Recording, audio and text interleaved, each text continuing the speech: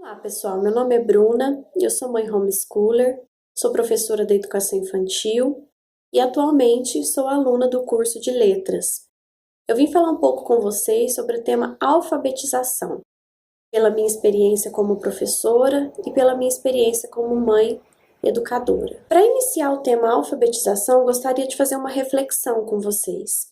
O que é alfabetização? A alfabetização é a arte de aprender a ler? A alfabetização é um processo, o qual se inicia na infância e se estende até a vida adulta. Por que se estende até a vida adulta? A gente não aprende a ler quando é criança? A gente não é alfabetizado enquanto criança? Sim, mas o problema é que hoje no Brasil, e eu acredito que muitos de nós, você, também se deparou com esse problema na sua própria vida intelectual, que é o analfabetismo funcional, que é a pessoa que aprendeu a ler, mas que não entende aquilo que lê. Um texto, por exemplo, que não tem um repertório e não descobriu o significado das palavras, de muitas palavras, por falta da leitura. Então, o analfabetismo funcional é algo muito sério no Brasil, dentro das universidades, dentro das nossas casas, na nossa própria vida. É um processo que se inicia na infância, onde a criança aprende a ler. Mas uma criança que aprendeu a ler e cresce e passa uma vida inteira sem o hábito da leitura, sem a completude do letramento, que é a interpretação, que é saber interpretar, a compreensão dos textos, daquilo que se lê, uma criança que aprendeu a ler e não lê, em comparação com uma pessoa que não sabe ler, é a mesma coisa. Porque eu aprender a ler e eu não adquirir o hábito da leitura, para aquele que não sabe ler, não tem grande diferença aí. E aí o perigo também que mora de nós cairmos no analfabetismo funcional, que assola grande parte da nossa sociedade, principalmente até mesmo professores. Por que se inicia na infância e se dá até a fase adulta? Porque aí, através da leitura, que nós vamos desenvolvendo letramento na nossa vida, que nós vamos interpretando os textos, que nós vamos nos familiarizar com vários tipos, gêneros textuais, literários, que nós vamos aprender a dar significado para as palavras, que nós vamos obter o conhecimento, obter o máximo conhecimento, a máxima compreensão daquilo que se lê. Aí sim, lá na frente, podemos dizer, somos alfabetizados. Não somos analfabetos funcionais. Então, para começar, eu anotei alguns tópicos para a gente começar. O primeiro ponto e o mais importante para iniciar o processo de alfabetização, o pontapé da alfabetização, a base, o alicerce, ele se encontra justamente na leitura. Quando iniciar essa leitura? Essa leitura, como você já deve ter ouvido falar por aí, inicia-se na barriga. Inicia-se em você, que é pai, que é mãe, e na criança desde o nascimento. Eu conheço um casal que aos 4 meses de idade, que tinha uma filha aos 4 meses, já sentava e lia as escrituras sagradas para ela deitada no berço. Então, a leitura é o pontapé, o alicerce para o processo de alfabetização. Então, quando começar? Desde pequenininho. O que ler para essas crianças pequenas? Aí, nós devemos fazer uma separação. Então, existem vários tipos de livrinhos, Livros, quanto mais nova a criança, você vai usar menos textos e mais imagens. Quanto mais velha a criança, quanto ela for crescendo, você vai aumentar os textos e diminuir as imagens. E assim, subsequente. Para criança pequena, para bebê, compra livrinhos que possam ser manipulados sem rasgar, que possam levar à boca, livros de banho, livros de pano, livros de papelão, livros reforçados que contenham imagens, que sejam interessantes. E leia para ela, leia a palavra de Deus, leia poesias, Quando a criança já consegue falar, você vai continuar comprando esses livros, mas livros que contenham mais textos. Então você vai entrar com poesias, trava-línguas, parlendas, você vai entrar com a divisão dos 2 tipos de leitura. Quais são esses 2 tipos de leitura? A leitura erudita, digamos, que é a leitura em que você lê e a criança ouve. Então você vai escolher uma história a partir de uma moral, a partir de uma virtude, uma história que vai trabalhar o heroísmo, né, alguma virtude, e você vai ler para a criança, ela vai ouvir. A criança precisa necessariamente estar sentada te ouvindo? Não. Vai depender da sua observação do temperamento dessa criança. Eu, por exemplo, tenho uma filha sanguínea e demorei para descobrir que ela estava me ouvindo e prestando atenção enquanto ela mexia com massinha, montava um Lego. Eu estava lendo, fazendo essa leitura erudita para ela, né? Essa leitura em que a criança é passivo e você é ativo. Então você lê e ela vai ouvir. O que vai acontecer com essa criança? O repertório de palavras, de novas palavras, na vida dessa criança, o vocabulário vai ser enriquecido. O que mais que vai acontecer com essa criança? Através da leitura, essa criança vai adquirir o hábito da calmaria, do sentar, ouvir. Então você precisa, um ponto muito importante, diminuir ao máximo, ou até mesmo cortar do seu contexto familiar as telas, a televisão, o desenho, os jogos, tudo aquilo que vai atrapalhar, que vai influenciar no processo de alfabetização, no processo de leitura. Se o seu objetivo é formar leitores no seu lar, você vai ter que diminuir muito. Por quê? Porque é muito mais simples para uma criança assistir a um desenho que já está tudo pronto, mastigado, muito rápido, do que ouvir uma história, do que se acalmar, sentar e ouvir uma história, até mesmo ler uma história quando ela estiver maior. O que é mais gostoso, sentar e assistir um programa ou sentar e ler um livro, que vai gastar de você ali uma energia, uma atenção, uma concentração, uma imaginação? Então reduza ao máximo na sua casa, que você vai ter bons benefícios, né? Ótimos benefícios nisso. Feita essa leitura erudita, que você pode usar, por exemplo, aqui em casa eu uso o horário do almoço para ler para as crianças, que o papai não está em casa, então eu leio poesia. A poesia, às vezes, um salmo, um versículo, né, uma coisa maiorzinha que às vezes eu quero que eles memorizem. Use esses momentos para leitura erudita. Se a criança consegue sentar e prestar atenção, ótimo. Se não, crie uma estratégia de que enquanto ela faz alguma coisa que requer uma atenção, você lê para ela, certo? Existe também a leitura dialógica, que é como se a criança dialogasse com você e com o livro naquele momento. A criança não passa mais a ser um agente passivo, mas um agente ativo no momento da leitura. Então você vai instigá-la, através do livrinho, a responder perguntas sobre o livro. O que é isso? Em que posição está? Que cor é? E também pode ser usado a narração, o reconto dessas histórias para trabalhar a oralidade. Então, através do reconto, a criança vai poder trabalhar os conceitos de começo, meio e fim da história. Então, existem técnicas de leituras, né, que você pode utilizar.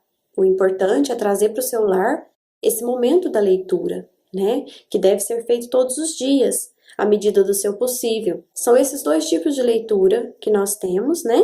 E conforme a criança vai crescendo, você vai introduzindo mais textos. Então, você introduz mais textos, menos imagens, livros que contenham um contexto de aprendizado, né? Fábulas, enfim. Aí você vai selecionar bons textos para que através daquela leitura a criança aprenda algo. Eu também gostaria de trazer uma técnica que eu faço aqui em casa. Já que a leitura é o alicerce da alfabetização, já que nós queremos que nossos filhos sejam leitores, né, ativos, o que eu faço? Eu uso gatilhos. Como as pessoas que às vezes têm muitos afazeres no dia a dia, então eu uso esses gatilhos.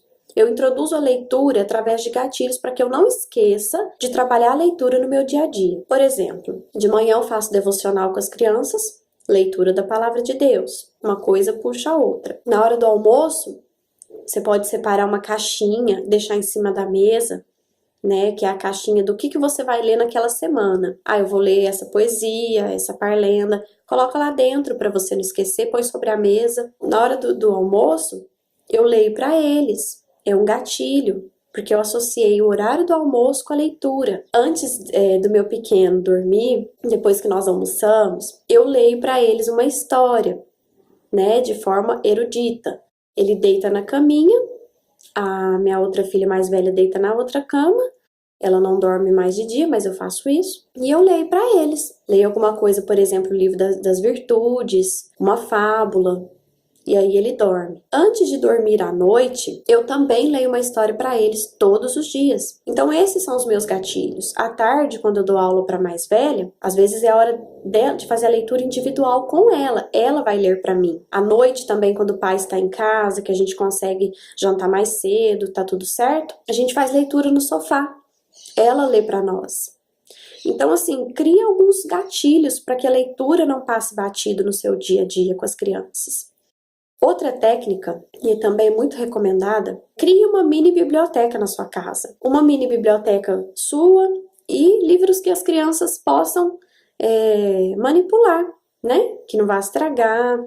Então, crie uma biblioteca. Aqui em casa, por exemplo, eu tenho uma estante que está com livros, eu tenho uma mesinha ao lado do sofá que eu coloco livros e uma outra mesinha aqui na sala que eu coloco livros para eles. Aí eu coloco os livros que eu pego na biblioteca separados, eu deixo livros espalhados e eu posso dizer com absoluta tranquilidade o quanto isso tem sido bom. Às vezes meu pequeno de 2 anos acorda, a primeira coisa que ele faz é pegar um livrinho e ficar folheando aqui no sofá. Então espalhe livros pela sua casa, ao lado da cama das crianças, no quarto das crianças. Então deixe sempre à altura das crianças, né? À vontade, para que elas possam tocar nos livros, abrir os livros, né? E você pode criar até estratégia mesmo, igual eu faço em casa. Se tem uma coleção de livrinhos, por exemplo, eu tenho essa coleção aqui, né? Que são Vamos Ser Organizados, Deus Nos Dá Paciência. Então são livrinhos, uma coleçãozinha que eu comprei no site do Todo Livro, que pode ser manuseado, né? Porque o material é reforçado. E, por exemplo, quando eu quero que o meu pequeno pegue essa coleçãozinha, eu deixo em cima do sofá. Eu deixo num lugar que eu sei que ele vai passar por ali e ele vai se interessar por aquilo que tem. Então, quando não tem ali uma televisão, uma coisa que vá atrapalhar, você consegue fazer o seu filho se apaixonar, se encantar pelos livros, né? Você pode fazer várias estratégias. Deixe em cima da mesinha de estudo de vocês um livro que você quer que eles leiam, né? Isso são estratégias que trazem benefícios. E até um ponto que eu acho que eu até pulei aqui, que é o ambiente preparado. Você tem trazido as condições necessárias no seu lar para que a criança se interesse pelo aprendizado, pelo processo da alfabetização, pela leitura? Certa vez eu conversei com uma mãe e ela me disse que o filho dela não tinha nenhum interesse por colorir, desenhar, por nada relacionado ao aprendizado. E eu perguntei para ela, ele tem um cantinho na sua casa? Uma mesinha, uma cadeirinha, lápis, à vontade, disponível para ele? E ela disse não. Então eu falei, talvez esteja faltando isso, o ambiente preparado. O ambiente preparado é como aquela atmosfera que a Charlotte Manson diz no método dela, né, a Charlotte, que é a atmosfera do lar, que é responsável, que corresponde a 1/3 da educação da criança. Então, a atmosfera do seu lar, o ambiente está preparado? Você colocou livros aqui, ali, um caderninho, um caderno de desenho, lápis, tinta, seja o que for. Recentemente eu comprei um cavalete de pintura e deixei à disposição. E isso, com certeza, traz um interesse. Eu quero pintar, está à minha disposição. Ou os livros estão sempre nas prateleiras, guardados, só utilizados no momento da leitura. Então, vale pensar nessas estratégias para o seu lar, né, da atmosfera do seu lar. Ensine também o cuidado com os livros. Às vezes, se rasgar, vá junto com seu filho, cola, passa um durex, mostra o cuidado que você tem e que eles devem ter com os livros. Uma outra dica que eu gostaria de dar, visitem em família sebos, livrarias, bibliotecas, né, com as crianças. para procurar livros, né? Façam essas visitas em conjunto. E quando você tiver, por exemplo, um aniversário, uma festinha de alguma criança, compre livros. É uma coisa que quase ninguém faz, né? Assim, não é muito comum. Vá com seus filhos escolher livros para os primos, né? Para os amiguinhos. Então, para fechar aqui esse primeiro passo sobre a leitura, use momentos diversos no carro, ponha livrinhos no carro, né? Na bolsa, né? Se vai para casa da avó, põe alguns livrinhos ali. E isso é a atmosfera em que ele vive, ele está cercado disso. Até o professor Carlos Nadalim, no seu curso, fala que a criança que tem acesso a muitos livros em casa, ela, quanto mais cedo, ela vai, através da representação gráfica, ela vai começar a escrever, né? Ela vai se interessar, ela vai começar a se interessar pela escrita, né? E isso é automático. E também, para fechar esse ponto, eu gostaria de falar sobre a questão de ler no original. Sempre que possível, leia os livros e compre-os sem reimpressões, adaptações, algumas adaptações, mas não são recomendadas. Leia o texto no original. Por exemplo, se você pegar uma história da Bela e a Fera, um conto de fada que foi escrito no original, e comparar com um conto hoje que você pega numa biblioteca municipal, você vai perceber que a pobreza do texto, né, a pobreza do gênero ali, do texto, está muito pobre, porque fez um resumo do resumo do resumo para transmitir algum valor para a criança, ou fez alterações, né, alterações drásticas do texto original. Aquilo que deveria ter sido rico ali no original, deixou de ser rico e passou a ser superficial e até mesmo pobre na questão literária, na questão moral, né, do texto. Então fuja disso quanto possível. Eu lembro que na minha época de escola, a escola fez um projeto para tentar atrair a leitura, né, dos jovens, e nos primeiros 10 minutos após o sino, né, após o início das aulas que batia o sino, os 10 minutos era um projeto de leitura. Então era 10 minutos de leitura, a escola ficava toda em silêncio. Até mesmo as bibliotecárias, na secretaria, todo mundo tinha que ler. Era aqueles 10 minutos todos os dias. E realmente foi bom.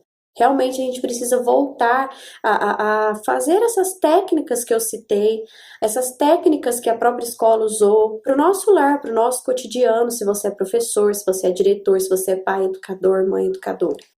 Certo? Então agora, eu acho que nós podemos entrar no tema alfabetização propriamente dito. Então agora entrando, né, no tema alfabetização, eu trago boas notícias para vocês. Primeiro que a alfabetização não é um bicho de 7 cabeças. E o que eu vou falar aqui agora, talvez alguns professores podem ficar muito bravos, mas é a verdade, a realidade, é evidente isso que eu vou falar, é que você, pai e mãe, não precisa ser professor para alfabetizar os seus filhos. Você não precisa ser professor, até mesmo porque na minha própria experiência de vida e com os meus colegas, né, com colegas que são professoras, muitas vezes, quando a gente forma e vai trabalhar na escola, o primeiro dia de aula você não sabe nem o que fazer. Numa certa medida, as universidades não estão preparando os professores para saber lidar com o dia a dia, para saber a didática da sala de aula e nem para a alfabetização. É uma coisa muito rasa, tanto é que na faculdade hoje, ou não vê, ou vê muito razoavelmente sobre o método fônico. Então você não precisa, não é um bicho de 7 cabeças, é coisa que você, no seu dia a dia, você vai construindo e você, claro que você vai precisar, por exemplo, hoje eu indicaria para qualquer pai e mãe de olho fechado o livro Consciência Fonológica em Crianças Pequenas. Compre esse livro, devore esse livro, crie um cronograma e vá fazendo com seu filho, na pré-alfabetização, tudo que esse livro, as atividades que ele propõe. Esse livro é um mini curso sobre alfabetização. Compre esse livro e vá lendo esse livro, converse com outras famílias que alfabetizaram em casa. E uma coisa que é importante nós sabermos, depois de nos acalmarmos, que a alfabetização não é um bicho de 7 cabeças, qual o melhor método para que eu alfabetize em casa? O melhor método, e é uma situação bem profunda, né? Mas eu vou ser bem objetiva aqui. Existem alguns métodos que rodam aqui, né, no Brasil, e eu vou citar um deles que é o que eu realmente nunca vi, pelo menos nos dias de hoje, ele ser utilizado como um método em si, que é o método global. O método global, você mostra uma imagem para a criança e associa o nome daquela imagem. Então, se tem aqui um sapo, uma imagem de um sapo, palavra sapo.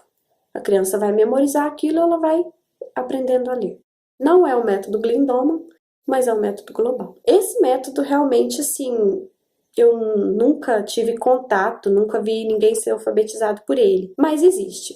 E é um método totalmente ineficaz. É uma judiação para a criança, vou dizer assim, para ser sincero. Pode ter acontecido algumas pessoas que foram alfabetizadas e aprendeu a ler? Sim, mas aí você vai, quando você conhecer os outros métodos, você vai entender a ineficácia desse. O método silábico é o método Babebi-Babu, que todo mundo conhece, né? Então, você apresenta para a criança as vogais, depois você apresenta a ordem alfabética, o alfabeto. Você canta o alfabeto todos os dias, a professora A, B, C, D, toma o alfabeto, A de avião, B de bola, C de cachorro, de casa. Depois você vai juntando ali as vogais para formar ai, oi, né? Os encontros vocálicos. Depois você forma, você entra nas fichas, as tão maçantes fichas. Por que maçante? Gente, se você parar para analisar o tempo que uma criança leva para decorar e não decodificar, decorar cada ficha,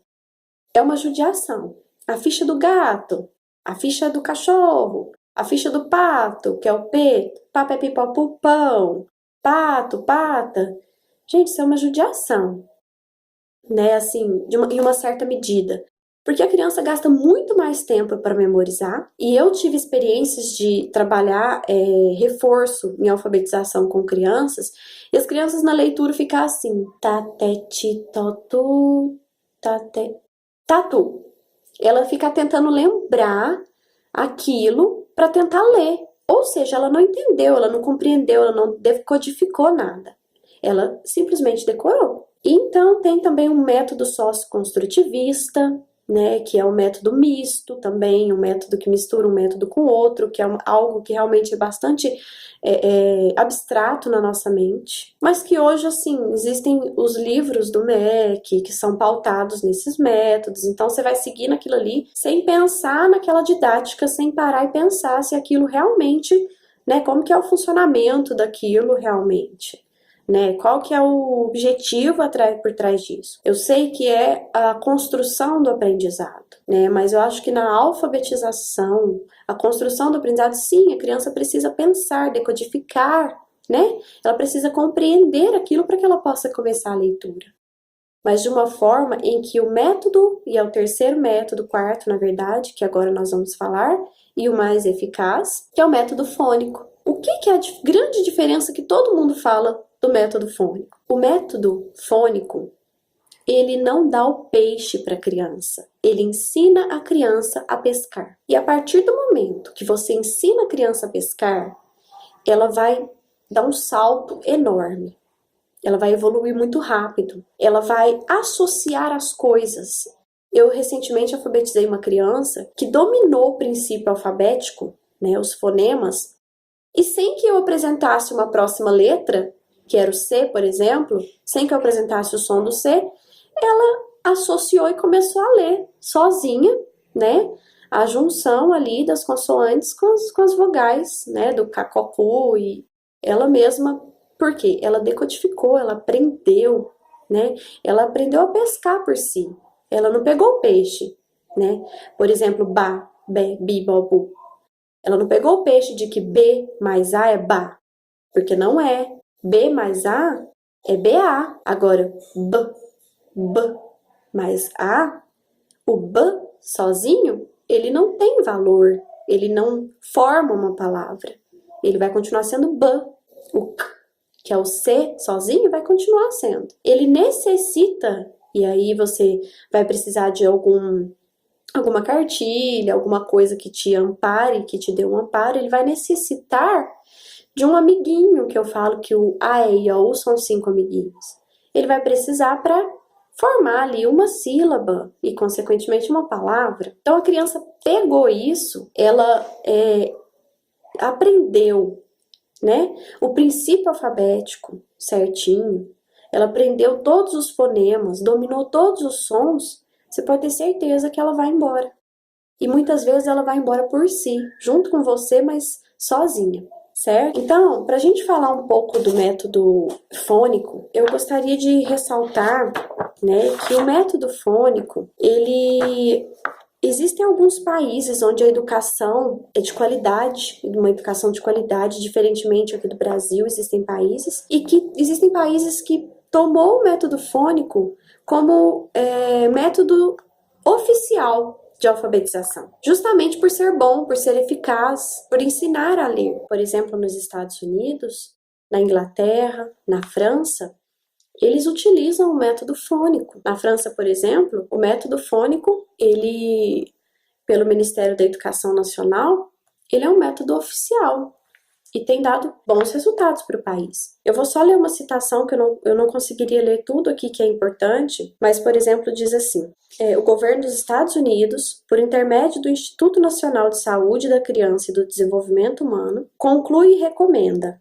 a forma mais eficaz de ensinar a ler é o ensino fônico ou instrução fônica, o ensino dos sons que compõem as palavras, cuidando para que as crianças pratiquem o que estão aprendendo através da leitura em voz alta assistida, aplicando estratégias para desenvolver a compreensão do que é lido. A instrução fônica é uma forma de alfabetizar que dá ênfase ao aprendizado da correspondência entre letras e sons, e o seu uso na leitura e na soletração. O foco principal da instrução fônica é ajudar leitores iniciantes a entender como as letras são ligadas a sons, fonemas, para formar as correspondências letra-som e os padrões de soletração, ajudando-os na compreensão de como aplicar este conhecimento na leitura. Então, eu vou dizer os benefícios do método fônico. Quais são os benefícios? Um dos benefícios, e que é uma experiência que eu passei como professora, o método fônico, ele dá à criança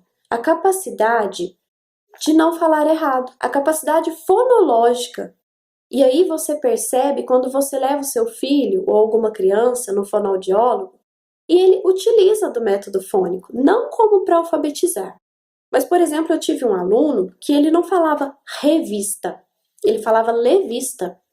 E a partir do momento que ele já era alfabetizado, mas que eu entrei com sons de cada letra, ele não trocou mais.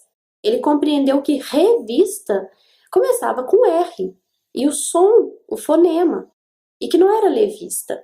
Então tem esse valor, né, do aparelho, trabalha o aparelho fonador. Então a criança dificilmente vai trocar ali, se ela estiver trocando, você vai usar esse recurso, né, de trabalhar os fonemas com ela. Então, outro ponto que eu poderia citar, a criança que é alfabetizada pelo método fônico, ela não vai ter dificuldade, ela vai ter mais facilidade para aprender outras línguas. Porque, se não me engano, existe 56 a 59 fonemas ao todo. Então, a criança aprendendo todos os fonemas, ela não vai ter dificuldade em aprender que, por exemplo, colher em inglês é spoon. Ela vai saber spoon. Igual minha filha, a gente estava estudando sobre isso esses dias. A tradução da própria palavra, o falar da palavra na língua estrangeira vai ser muito facilitado. Ela vai aprender as letras que têm um valor nasal. E também, dentro do método fônico, entra a ortografia. Você pode trabalhar estratégias para ensinar quando usar um R, quando usar dois R's na palavra. Existem livros didáticos, né, através do método fônico, que te dão essa capacidade. Então, por exemplo, boné em inglês, cap, é muito simples para uma criança que conhece o método fônico. Então, ela vai ser treinada em outras línguas com mais facilidade. Então, por exemplo, a minha filha aprendeu a ler no método fônico e ela chegou, olhou lá no micro-ondas e leu: mamãe, estrogonofe. Para uma criança que foi alfabetizada pelo método, que tomou o método silábico como base para a alfabetização, ela vai chegar lá, ela vai ter dificuldade de saber por que o S aqui tá sozinho. Ela mal sabe que o S tem um som S. Então ela vai chegar lá, ela vai pedir ajuda para ler aquela palavra. A criança alfabetizada no método fônico, ela consegue decodificar e ler palavras mais complexas nos textos. Estrogonofe tem duas palavras, estrogonofe, que são mudas. O S e o F não teve dificuldade nenhuma. Esses dias, no outro livro, ela leu aracnofóbicas. Então, o som do C. Então, essa criança vai ter menos dificuldade. Ela vai pegar um livro sozinha, ela não vai precisar ficar chamando, né, para descobrir. Ela vai lembrar do som e ela vai associar aquilo. Então, além do benefício da própria fala, da oralidade, né, do aparelho fonador, além do benefício da criança decodificar sozinha várias palavras novas, palavras diferentes que não são do dia a dia. Então tem todos esses benefícios, né, que o método fônico traz. Um outro benefício, eu espero que eu não esqueça de nenhum, gente, é a questão do tempo. Uma criança que começa a pré-alfabetização e que é alfabetizada no método fônico, o tempo de alfabetização é muito menor e não é maçante, aquilo não é sofrido. Ela vai aprendendo brincando. Eu, por exemplo, jogava as letras no chão, em cima das almofadas ou no chão da sala, e aí eu falava um som, a minha filha pulava em cima da letra. Então, se era o P, eu falava P, ela pulava. Era tudo brincando. O método fônico, gente, ele traz essa capacidade de brincadeiras. O método silábico, você fica na ficha. Ainda que dê para trazer jogos e brincadeiras, não é tão vasto quanto o método fônico. Então, traz essa... Eu já vi criança ser alfabetizada em 6 meses. Com o método fônico. E às vezes tem crianças que passam 1, 2, 3 anos e saem da escola não aprendendo a ler direito. Então, assim, os benefícios realmente são grandes. Vale a pena, né? O desenvolvimento da fala é muito grande. O que fazer? Como alfabetizar? Algumas dicas que eu posso dar para vocês. Além do livro, né, que eu citei anteriormente, você vai buscar preparar além da leitura, que eu citei lá no início. Segunda coisa, você vai preparar o ouvido dessa criança. Você vai trabalhar memorização com essa criança. Você vai trabalhar memorização imediata, verbal, né, discriminação auditiva, para ela saber diferenciar alguns sons, porque vai ter letra que vai ter mais de um som ou sons parecidos. Então, trabalhe o ouvido dessa criança. E neste livro tem várias atividades, tanto quanto na internet você encontra várias atividades. Então, você joga lá, você vai preparar, a pré-alfabetização, além da leitura, que já vai preparar muito essa criança, o ouvido dessa criança, a capacidade auditiva dessa criança, então você vai preparar o ouvido. Para isso, você pode usar a música, se você tiver em casa um instrumento musical, você vai trabalhar o som do dó, o som do ré, o som do mi. Então, assim que ela aprender, você vai perguntar, que som é esse? O som do dó, o som do ré. E várias outras possibilidades de você preparar o ouvido dessa criança. Depois de você trabalhar bastante essa questão auditiva, você começa a entrar, ou até mesmo em conjunto com isso, você começa a entrar na parte, e você também, uma coisa que você, pai e mãe, vai ter que aprender, é os sons, é o princípio alfabético, é dominar os sons das letras, de todas as letras, né? Aprendeu isso, você vai transmitir através de brincadeiras. Existem algumas correntes e há pessoas que não apresentam a forma gráfica, a grafia, né? Não apresentam a letra, apresenta só o som. Dramatiza, por exemplo, o V. E brinca que o V é o som de um ventilador, de um avião. Então, tem várias outras possibilidades. Aqui, por exemplo, eu uso o P. como o martelinho do papai, porque assim eu usei o material da Casinha Feliz, a cartilha. Então, existem as dramatizações que você pode usar para cada letra, para ela associar, né? O P ao som, é o martelinho do papai, que faz P, P, P.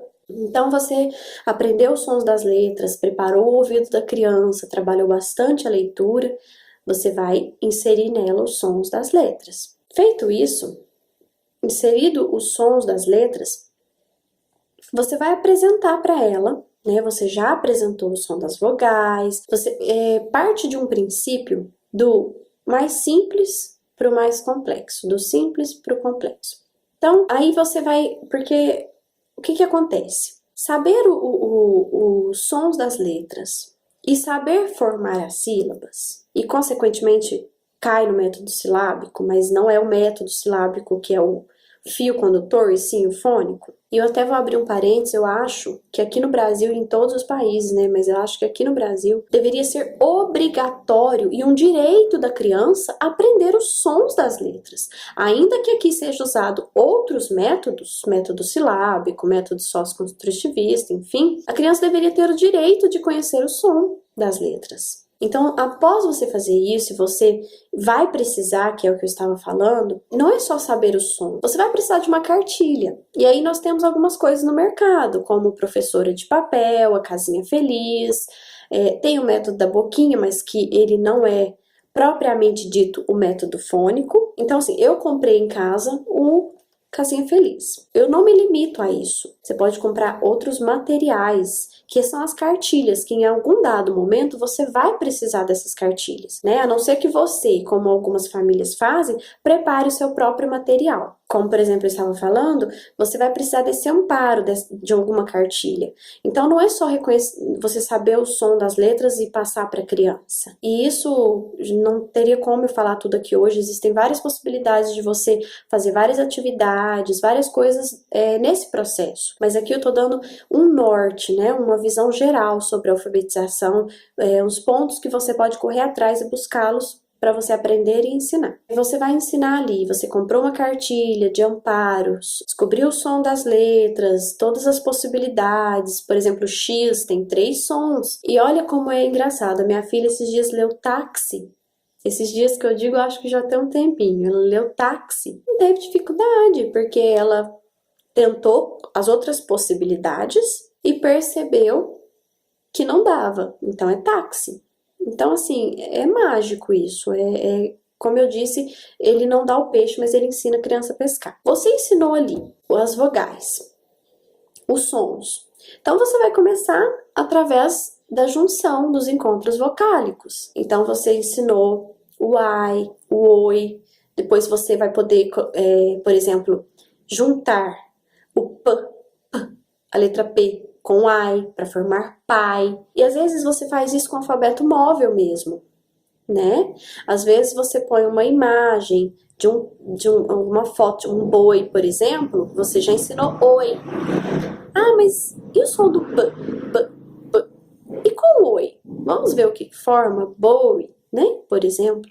E você coloca ali um boi e a criança vai escrever boi. Ou às vezes a criança não escreve, mas ela vê e fala boi, né? Porque geralmente a leitura precede a escrita, né? Então, são as possibilidades. Você partir dos encontros vocálicos, depois das palavras menores, depois das palavras de 2 sílabas, e depois você vai trazendo letramento para a vida dessa criança quando ela começar a aprender as frases. Por exemplo, existe uma atividade que chama ler e fazer. Para você saber ou ler e perguntar, são 2 atividades. Eu escrevi depois que passou essa fase, né, dos encontros vocálicos, som das letras, depois que ela já aprendeu a escrever palavras simples de 2 sílabas e você começou a escrever as primeiras frases, faça essas atividades de letramento, né, de compreensão e interpretação do que lê. Por exemplo, dê para ela comandos, dar um beijo na mamãe. Então ela vai ler e vai fazer, ler e fazer. Tomar água, ler e fazer. Está chovendo, sabe? Crie frases com sentido para que ela leia e interprete aquilo que ela leu. Não meramente que ela leia somente. Ou ler e perguntar: bola é azul. O que é azul? A bola. A bola é o quê? Azul. Então faça isso sempre. O copo quebrou. O que quebrou? O copo, sabe? Então, trazendo essa interpretação e do ler e responder e do ler e fazer. E quando chegar, por exemplo, nas sílabas complexas. As sílabas complexas, como eu disse, a alfabetização ela não tem uma regra. Ela tem várias linhas. Há quem diga que é decorar. E eu concordo. A criança vai ter que decorar brá, bré, bri, bró, bru, mesmo pelo método fônico. Mas existe um ponto-chave aí dentro, que além de decorar, além de atividades que você vai utilizar para aquilo, ela também pode decodificar sílabas complexas. Por exemplo, eu ensinei para minha filha que o b, ba, né? Mas a partir do momento que tem um intruso ali no meio, que é o R, né, que faz r, ali no meio ele vai fazer r. Então, b, r, a, bra, bra. Então, ela olha na minha boca, ela vai ver que eu falei b, r, a, bra. P, r, a, pra, pré, pri. Então, além dela decorar, memorizar essas sílabas complexas, ela também pode começar a decodificar. Clá, clé, cli, cló, clu, l, ó, l, a, clá.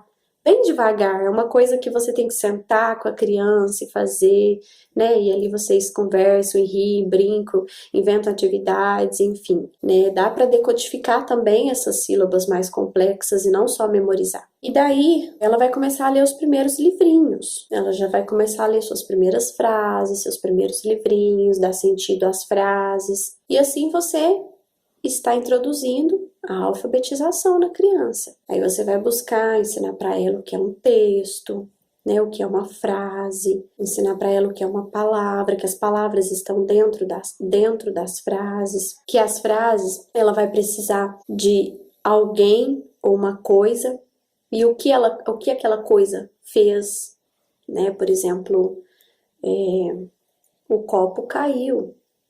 O que caiu? O copo. Certo? Então, assim, o que ele fez? Caiu. Então, existem essas possibilidades de você brincando ensinar, né? Você pode, por exemplo, bater palma para cada palavra ou para cada sílaba dentro de uma palavra, buscar atividades extras na internet ou de alguma cartilha que você segue. Enfim, a alfabetização é um processo e não é um bicho de 7 cabeças, realmente. Tem que ser algo gostoso, tem que partir. E uma pergunta também que eu acho que eu deixei passar: iniciar o processo de alfabetização. Com que idade? Gente, isso é muito relativo e muito discutido. Mas eu diria que o processo de pré-alfabetização, ele pode começar com 3, 2, eu já vi crianças de 3 anos lendo, mas o processo de pré-alfabetização, ele pode começar com 3, 4 anos, 2 anos e meio, né, de você preparar o ouvido. E aí, quando você menos espera, a criança já está dentro do processo. Existem crianças que são alfabetizadas com 4, 5, 6. Existem pais que preferem iniciar a partir de 6 anos, esse ensino formal. Você vai observar o seu filho. Uma coisa que nós não podemos esquecer é que a elasticidade mental, as sinapses dessa criança, elas estão mais bem formadas. A elasticidade mental, cerebral da criança, ela funciona melhor e ela está mais, vamos dizer assim, madura de 0 a 6 anos completos. Então, por que não utilizar esta frase para bastante leitura, memorização, recitação, né, para trabalhar a oralidade e para incluir também a pré-alfabetização e a alfabetização? Você pode iniciar esse processo e com 6 anos a criança já estar lendo, mas devagar, aos poucos, você vai observar o seu filho e você vai começar a partir dessa observação do interesse da criança. Se a criança tem um interesse nesse mundo da alfabetização, do aprendizado, por que não iniciar? Porque a pré-alfabetização, você pode fazer muitas atividades. Então, assim, ao longo dos dias, não é uma coisa que, aconteceu. É uma coisa que, ao longo dos dias, ao longo das semanas, você vai preparando e você vai fazendo. Aproveite esse momento, né, essa fase de ouro da criança, para introduzir a pré-alfabetização e, consequentemente, a alfabetização, tá certo? Então, acho que é isso mesmo. Pesquise mais sobre método fônico, sobre os métodos, enfim. E uma coisa também importante de ressaltar é que o método fônico é bom e eficaz, mas não é uma verdade em absoluto quando se fala em trabalhar a individualidade da criança. Existem crianças que vão ter dificuldade. Eu acho que isso não é regra, mas é exceção no caso, são pouquíssimos os casos que a criança não bateu, não deu certo, não se familiarizou com o método fônico, você usa o método silábico. Enfim, você vai perceber isso. Você pode preparar em casa, colar na geladeira, esconder na sua casa, por exemplo, sílabas, letras para a criança. Abre o armário, ela abre o armário, vai ter lá o V. Que som é esse? Ou você está trabalhando as dificuldades ortográficas, né, que são as sílabas complexas, cola em todo lugar da casa para a criança, mamãe, olha aqui o brá, né, olha aqui o vrá. Então, assim, a atmosfera do lar, né, você estudar, você pesquisar, você preparar, você comprar materiais, alguma cartilha ou preparar o seu próprio material para esse universo que é a alfabetização. E eu garanto que quando o seu filho começar a ler as primeiras palavras, você vai se sentir realizado, né? É muito bom mesmo. E aí depois entra a escrita, né? Já entra as primeiras noções de escritas, enfim, que já é outro assunto. Mas se tiver ficado alguma dúvida, gente, eu sinto muito, eu não sei se eu falei tudo, se eu esqueci de alguma coisa, provavelmente sim. Mas qualquer dúvida vocês podem conversar com o Emerson, me procurar que eu posso estar respondendo para vocês sim, certo? Então, muito obrigada, né? E espero ter ajudado de alguma forma essa conversa geral, né? Pode ter ficado um pouco abstrato, mas espero poder ajudá-los, né? E muito obrigada, que Deus abençoe vocês nessa caminhada de educação domiciliar. Um abraço.